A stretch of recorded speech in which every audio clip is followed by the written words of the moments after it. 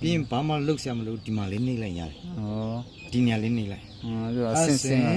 တွန်သူကအော်တိုချိန်သွားပြီးသွားပြီတကယ်လို့ကျွန်တော်တို့ကမချိန်ချင်ဘူးလူနဲ့ချိန်ချင်တယ်ဆိုရင်ဒီ water level ကိုချိန်လိုက်အမြင့်ဆုံးထားမလား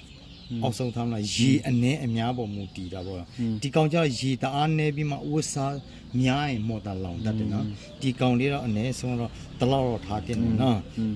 ပစ္စည်းများတယ်ဆိုရင်ဒီပုံမှာထားဒါတော့သူ auto system ကဒီမှာတလောက်ထားတယ်ကျွန်တော်ပြန်ပိတ်ပေးမယ်နော်ဒါပိတ်ပြီး ချက်ပြန်ပြလိုက် ဒီမှာဒါရေ level ပြထားတယ်ဒီမီနီ30ကျော်ရှော့မယ်ဆေးမယ်ညစ်မယ် အော်တိုလောက်သွားမယ်နော် ဟုတ်တယ် auto လောက်သွားမယ်ဒါလေးကရေကဒီမှာဆိုရင်ကျွန်တော်တို့ starting လေးလဲလို့ရှင်ဒါသူ auto လောက်သွားမယ်ဟုတ်ကိုတတ်မှတ်ထားတဲ့ level ရောက်တာနဲ့ဆိုရင်သူ short လိမ့်မယ် ဟုတ် သူ short သွားမယ် short ပြီးလို့ရှိရင်